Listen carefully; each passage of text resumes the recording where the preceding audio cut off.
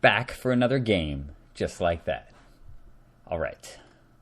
This is a hell of a game. I'm playing 2DH Nin once again, and I'm up against Jimmy Wang 1987, wielding the mighty Captain Sisay, green-white commander that's gotten a hell of a lot better with the change to the legendary rule, which allows her to fetch planeswalkers, among other things. And this is one of those generals, it's kind of like Grand Arbiter Augustine. It's either really, really terrible because you cast a 2-2, or in the case of Grand Arbiter, a 2-3 for 4 mana that doesn't really immediately do anything, or it's incredibly, insanely powerful whenever you draw Mana Crypt or Soul Ring.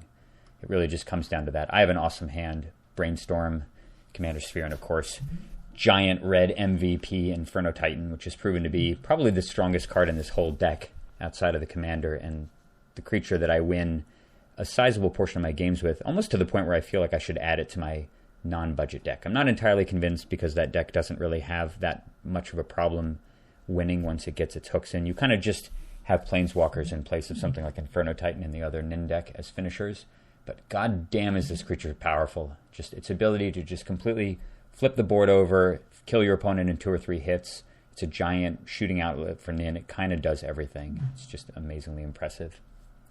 Unfortunately, I'm going second, and as good as this draw is, it's really going to depend. I don't have any interactivity, unfortunately, so it's really going to just be about ramping and playing Nin and hoping that he doesn't get a fast Captain Sisay off the back of one of those aforementioned artifacts. And there are 3 potential offenders because, of course, I'm playing regular multiplayer commander rules and not the 1v1 rules. So here we go. Turn 1 planes, tap. Hey, Soul Ring, of course. That's why you got a video, right? All right, well, it's going to be an uphill battle, especially if he's got a forest to go with that. I'm going to try my best. All right, I got into the Royal. That's actually really, really important and really handy because it's going to buy me 1 extra potential turn to draw into removal. So I've just got to hope, I got to hope that in this Brainstorm is something really good, like maybe a Daze, actually. And I would certainly, as much as that sets me back, going back to 0 mana versus 4, I would absolutely Daze the Captain Sisay in a heartbeat if he plays it on turn 2, if I do in fact hit that off Brainstorm. And there are some other good removal options as well at 2. I could draw Fire Ice. I could also draw a Braid. I can't Earthquake it, unfortunately. And of course I could draw Flame Slash as well. All right. Sure enough, down comes Captain Sisay on turn 2, going first. All right, let's see what the Brainstorm yields. Come on, baby. Mountain Island Impulse. Okay, well that's 4 extra cards deep, and I've chanced a couple more outs. Unfortunately, because of the way the timing works out and the fact that I don't have any super cheap accelerators like him. I mean, I guess I do have Soul Ring, and I could potentially, I guess, get the Soul Ring off Impulse. Unfortunately, I had to Brainstorm 2 cards back on top, so I know that there's nothing bright in my future that immediately deals with Captain Sisay. So I'm just going to have to gamble here.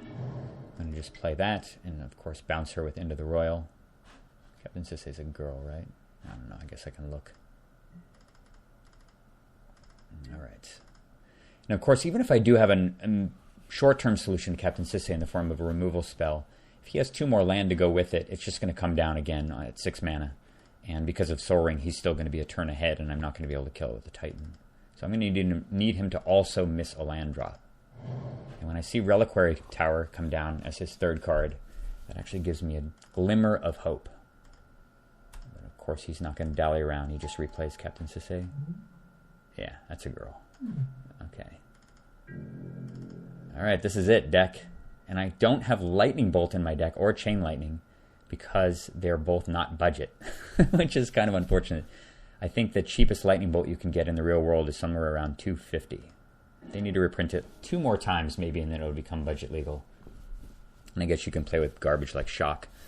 But, or I guess Firebolt's not too bad, but for the time being, I'm just using Flame Slash because the ability to deal 4 damage for 1 red is really nice. And that card better be on top of the next 4 cards, or I'm probably going to lose this game, given the fact that he can immediately tutor up at a bare minimum of 4 to 5 mana legendary or planeswalker that I have no way to interact with, and possibly much worse. Come on, deck. I believe. 1, 2, 3. Booyah! Flame Slash. 3 down. Absolutely amazing. All right, we got a shot here. I'm going to throw those 3 back and play my Shivan Reef and pop his Captain Sisay for the first time. Alright, so now I've dodged a huge bullet. I just need him to miss a land drop here, so he doesn't immediately replay it. Come on, miss a land drop. I believe in you, Jimmy Wang, 1987. Land tax. Alright, I'm not going to have to face Captain Sisay. And then he taps 4 more mana. I'm thinking, don't play. I guess maybe play Solemn Simulacrum or something. And he's got Hedron Archive, another card I'm running as well, and certainly made much, much better by the presence of Sol Ring. So he can trivially cast, and I actually would have given some thought here to just playing the Commander Sphere next turn if he had played land tax and said done, because I don't want him to be able to land tax with only 4 cards left in his hand. But him playing Hedron Archive means I, again, no longer have time, because he'll be able to play Captain Sisay easily next turn and potentially the turn after that as well. So I'm just going to have to try to ramp into the Titan. All right, actually, Muddle's really handy. That's going to allow me to fetch either a Braid or Fire. I guess you can't get Fire Ice with it anymore, but it allows me to get a Braid, which will allow me to kill off his Captain Sisay a second time. But for the time being, I have a different game plan. I'm just going to play that. Play Nin. Alright, so he gets the land tax up to 7. He's not going to have to discard either because of Reliquary Tower. Now he's got a boatload of mana, 8 versus my 5. Alright, and then he's inexplicably Swords to Plowshares on Nin the Pain Artist. I think that's a horrendous mistake. As everyone knows, of course, I'm going to use Nin at some point, probably to shoot herself, and he can just Plowshare Nin in response to that after I've invested a ton of mana. I have people doing that all the time, just killing her right away, as if I have some mystical way of avoiding the Swords to Plowshares. I mean, maybe he's worried about me countering it, but I probably wouldn't counter it anyway. So yeah, he had enough mana to leave a white open here and just play Captain Sisay, and I would never have the ability to use Nin safely around that Swords unless I was willing to leave multiple mana untapped to protect it, which I would not do with this little mana in play. But he's tapped out again, and even though it means he gets to land tax a second time, I'm going to crush his dreams with Inferno Titan. Comes down and smites Captain Sisay for a second time and hits him for 1. Alright. And what's so beautiful is that this thing's proc, when it attacks, takes out Captain Sisay another time. God, it's so good. I mean, I guess the blue Titan could do the same thing, lock it down permanently and keep it tapped. It's got so much mana.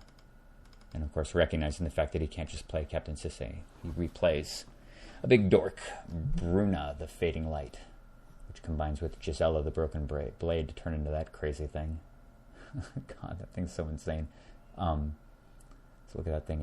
You can cast a... Oh, that's pretty good, actually. It just regrows a human or angel from the graveyard, and it's Flying Vigilance 5/7. All right, that's fine. Not big enough to handle the Inferno Titan, of course, due to fire breathing and the ability to burn for 1. So I'm just going to replay Nin here and protect it with an island. And as soon as I play Nin, he just casts Path to Exile on my guy, which, again, total mistake. If you're intending to Path to Exile, you should probably do that before I untap my mana, right? You can just kill my Inferno Titan, you don't have to worry about it. But he allowed me to untap and play Muddle the Mixture. So of course I'm going to stop his ability to meddle with my Mighty Inferno Titan, since it's a finisher and it's a permanent solution to his Captain Sisay. So I put 1 damage on Bruna, of course, since I can't Fire Breathe anymore, and send 2 at his face, and he can't block. So he takes another 6, drop into 21. And I'm all out of action, but I've got an engine out, and unless he draws something, another white removal spell. And honestly, I was fully intending to see him cast Wrath of God here or something to clear off the board, which wouldn't have been the worst thing in the world because I still have plenty of mana, and I would have been able to replay Nin and use her before he got a Sisay activation off. He has tons of land. He plays a command tower, which means he either had that in hand or drew it. So his hand is mostly land at this point. He's land taxed 3 times. And only played 1 or 2 basic lands, so he's got like 7 lands in hand at a minimum. But unfortunately, one of the last cards in his hand that does something is Sword of Feast and Famine. And at least it's not the red-blue sword. That would be a world of hurt for me. If it were the Sword of Fire and Ice, I would be nearly dead on the spot, given the fact that he could destroy Nin, and he had a Vigilant blocker against the Inferno Titan, which I could no longer attack with. And of course, it would be 7 power and pro-red, so I'd be screwed. In fact, if that were Sword of Fire and Ice, I probably would have just scooped on the spot, given how few outs I would have against it. But instead, all I'm doing is taking 7 and discarding a card. And he gets full untap. And he sacks his Hedron Archive, which is... I guess he's just really, really desperate for cards here. because he doesn't want me to activate. And all he's got is Kodama's Reach. Okay. All right. Ponder. Interesting. Okay, so this is one of those situations where do I want to spend mana to ponder, or do I just want to spend the mana to draw cards off my Inferno Titan? I decide that because ponder is effectively drawing 3 for 1, it's much more efficient use of my mana than just drawing a random card. Given the fact that I really need to get rid of the Sword of Fire Ice, and I could draw or Feast and Famine, I could draw something really amazing like a Control Magic. And at a bare minimum, I really just want to draw a counterspell to protect this, which can give me a long-term way to win the game. So Ponder, and I see Island, Jorian, and Steel Hellkite. And unfortunately, as good as at least one of these cards is, it's not a permanent solution to this at all. So I'm going to have to take a random card instead of that and be sad. No counterspell or anything. I just want to draw a counter here. Counter here, I think, and I'd actually feel pretty comfortable about my odds of winning the game, given the fact that even though I would be discarding a card every turn to this and taking 7, I still have 4 turns against it, and I can race it with the Inferno Titan. Plus, I will have extra cards thanks to Nin to feed to the sword. All right, I'm going to shuffle and hopefully get something good. Oh, man. Unreal. I mean, really, could there have been a better card on top of my deck than that? Yeah, nice vigilance, buddy. All right, and I had the option of course, tapping this guy and attacking right here, but this is such a tenuous position that I decided that the ability to keep 2 mana untapped and the potential to cast 2 spell pierces is more important than attacking for some damage. Because if you were to have something like, well, Wrath of God or Rout or something else like that, what does he have here? He's got 8, 7, 9. He's got 9 mana total. So with 9 mana, Wrath of God I wouldn't be able to stop. I would be able to stop one of the 6 mana sweepers. And that's enough to prevent me from attacking, even though the extra damage would be very helpful. Plus, I just want to keep my mana. I'm certain that I'm tapping this thing anyway because I don't want to take 7, and I don't want to give him double mana. So I can't really screw around. In case we've got another land, it's Niktos. He starts to tap a bunch of land, and he casts Return to Dust. Huh, all right, well, that's normally it's devastating, but on an artifact I can just sack after tapping it for mana to draw a card. That's just card advantage for me. So, of course, I'll float blue and sack it. I get an Expedition map, which does nothing, but I'll use that mana to just tap his guy. And now he's got nothing. Nothing at all. And when I untap here, oh man, do my chances of winning this game go up. So I'm thinking, well, what the hell could he have? But no matter what it is, unless it's somehow creature-based that untaps this thing, the Disciple will just be able to tap again. And I'm going to be able to smash the hell out of him here. So I burn him for 3. 9, 10, 11, 12 damage. There goes half of his life total. More than half. And I'm just going to play the Terramorphic Expanse. I'm not going to play the map. Absolutely no reason to cast it at this point. I want to keep as much mana available as possible. That's 5 instants and or sorceries in the graveyard, which is Spell Pierce for 10, which should basically stop anything but creature-based resistance, and I can tap down his creatures as well. And of course, I have the ability end of turn to shoot the Inferno Titan for up to 5, depending on what he does. If he taps up completely, I can shoot it for 5. If he taps down to just 1 or 2 mana, I can shoot it for 3 or 4. He's got another land, of course. He taps a ton of lands. I'm thinking, like, what could this be? And I honestly thought, like, oh my god, there's a chance that he's going to have the Emrakul, the Promised End, which would just be, that would be game over, I think. I don't think I can beat that. 1, 2, 3. He's got 3 types of permanents in the graveyard, so it costs 10. 4, or 3 types of spells. 4, 5, 6, 7, 8, 9, 10. Yeah, he could cast it. If he had Emrakul, the Promised End, that might have been the end of me. But instead, he's got a different Eldrazi. Kozilek, Butcher of Truth. And I don't think I've ever been so happy to see my opponent cast and resolve this giant monster, because it means that with just a single command tower untapped, and me with the insane Disciple of the Ring in play, his chances of winning are all but 0. I'm just going to tap down his guy, of course. And he says, done. Sack my land. I'm going to leave 1 mana open, of course, for the Spell Pierce potential. Shoot the Inferno Titan to draw 3.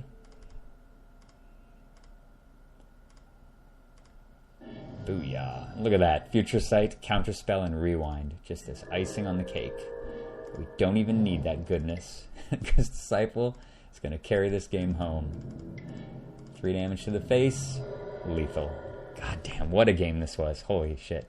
I mean, I can't believe facing turn 2 Sisay going second when you have no ability to kill it, top decking into the Royal to stall it, then impulsing into Flame Slash to kill it the first time, him missing a land drop at 5 so he couldn't replay it right away, which gave me enough time to slam Inferno Titan to kill it after he had wasted Swords to Plowshares, and then he doesn't Path to Exile my guy. He waits for me to untap so that I can muddle it and continue to attack. It's just so many things had to go just right to create a victory in this game. But I'm so glad you guys got to see it. I'm so glad the replay cooperated, and it is so satisfying to beat non-budget decks with the 2DH and the Nick. It is a blast, and I will continue to play and record games as long as you guys are interested in watching them. I will see you soon. Take care.